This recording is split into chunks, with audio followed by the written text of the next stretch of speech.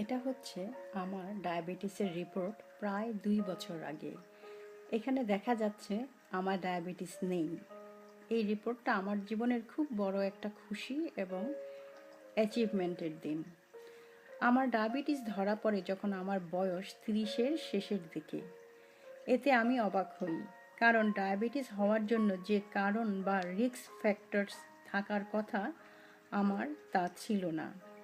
যেমন আমি মোটা নই, ফ্যামিলিতে ডায়াবেটিস নেই, সাধারণত হেলদি খাবার খাই এবং ফিজিক্যালি অ্যাক্টিভ।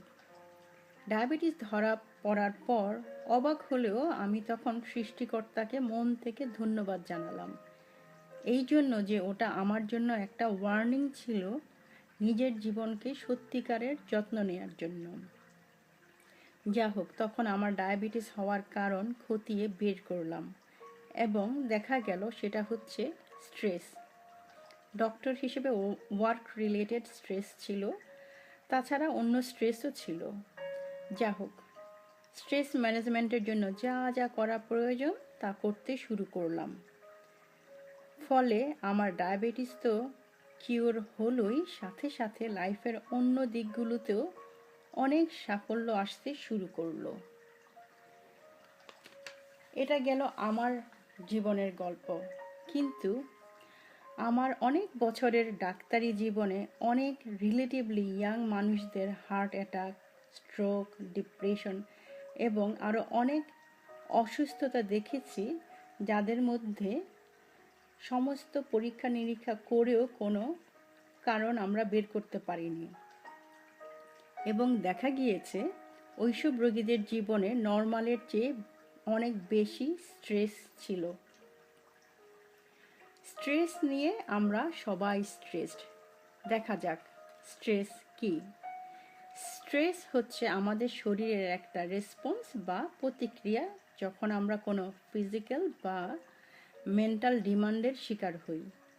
ফলে আমাদের শরীরে অনেক হরমোন বের হয়, যেটা আমাদেরকে সেই চাহিদাকে মোকাবিলা করতে সাহায্য করে।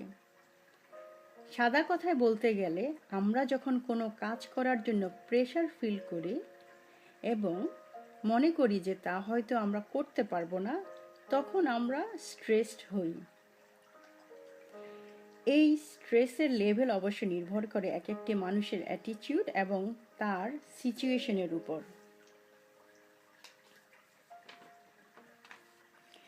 স্ট্রেস হওয়ার মূলত 2টি কারণ। প্রথমত, জীবনের ঘটনা বা অবস্থা, যেমন চাকরি, বাচ্চারা কথা না শুনলে, রিলেশনশিপ প্রবলেম বা যে কোনো দুর্ঘটনা ইত্যাদিতে। আরেকটি হচ্ছে আমরা জীবনের কোনো ঘটনা বা পরিস্থিতিকে নিয়ে যেভাবে চিন্তা করি তা থেকেও স্ট্রেস হতে পারে। স্ট্রেস কিন্তু সবসময় খারাপ নয়।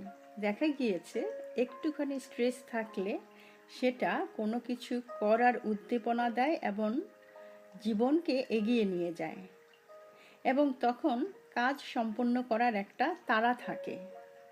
কিন্তু যখন ক্লিনিক্যাল স্ট্রেসের কথা বলা হয়, তার মানে হলো এই যে এতে কারো কষ্ট বা অস্বস্তি হচ্ছে এবং তা থেকে মানসিক এবং শারীরিক রোগ তৈরি হতে পারে।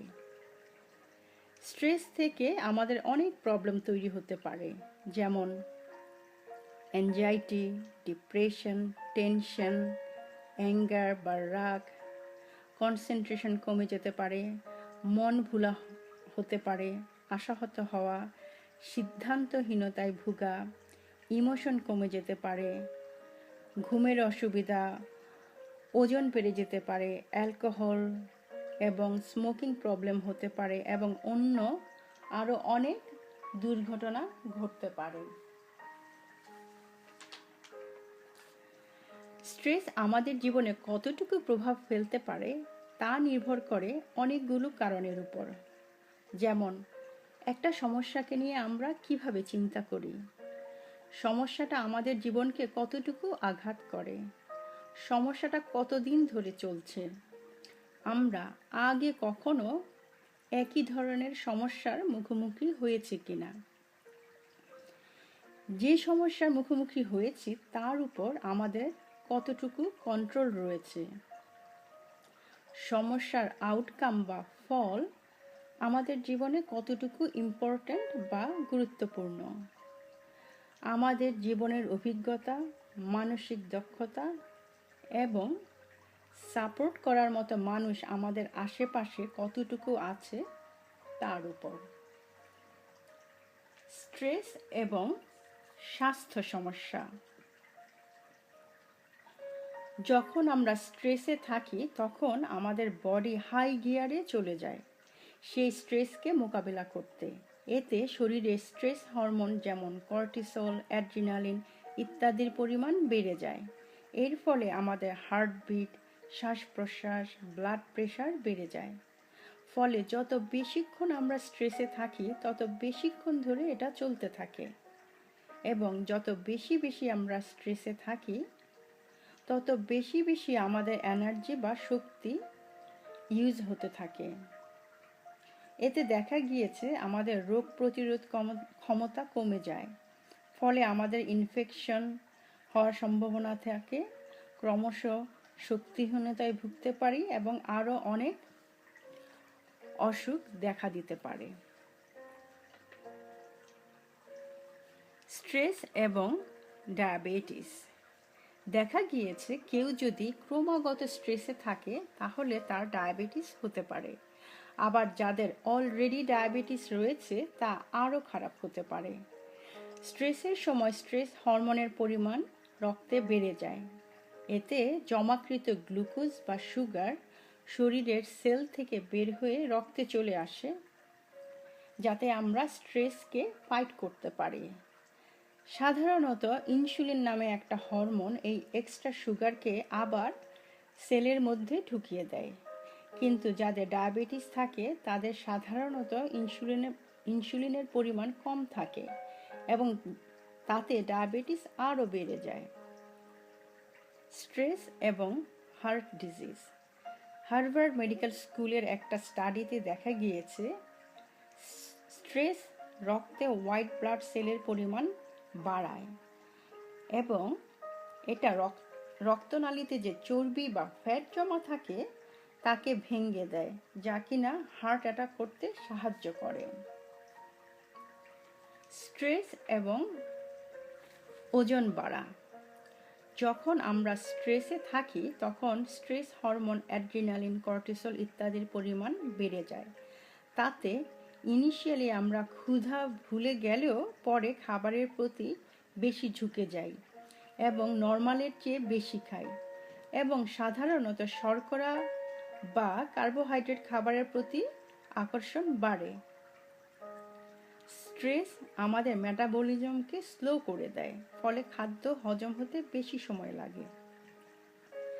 স্ট্রেসে আমাদের ঘুমের ব্যাঘাত হয়, ফলে শরীরের হরমোনাল ব্যালেন্স নষ্ট হয়।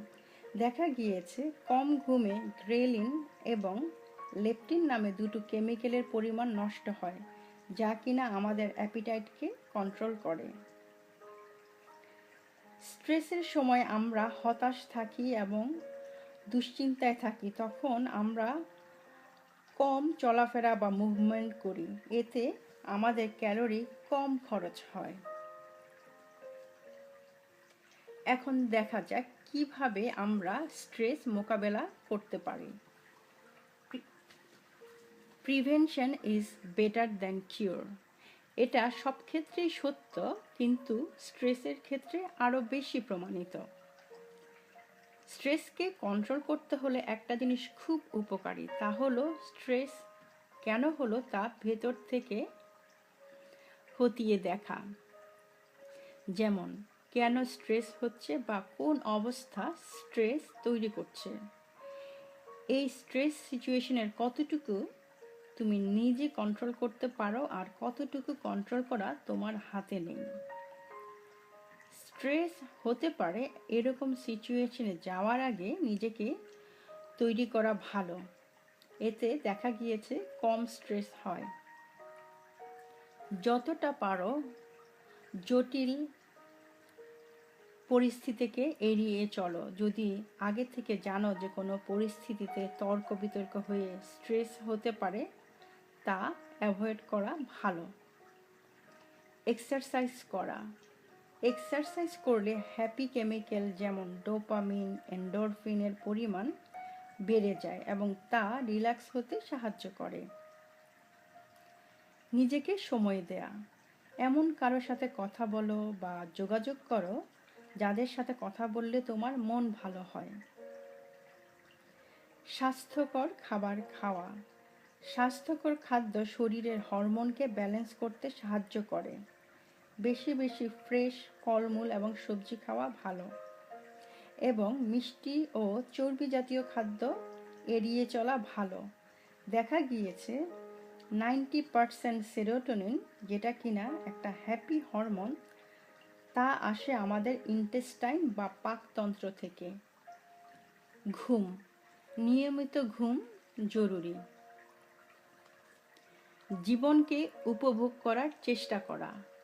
যত চিন্তা বা স্ট্রেস থাকুক, তারপরেও চেষ্টা করতে হবে জীবনের ছোট ছোট পাওয়াগুলোকে মনে রেখে নিয়মিতভাবে আনন্দ করা, যাতে জীবনে ব্যালেন্স থাকে। প্রার্থনা এবং মেডিটেশন। প্রার্থনা আমাদের জীবনে আশা বা হোপ দেয়। দেখা গিয়েছে প্রার্থনা বা মেডিটেশনের সময় আমরা বেশি পিসফুল থাকি। তাতে মন এবং শরীর রিল্যাক্স থাকে এবং তখন শ্বাস প্রশ্বাস ধীরে ধীরে চলে, হার্ট রেট এবং ব্লাড প্রেশার কমে এবং ব্রেন কম অ্যাক্টিভ থাকে।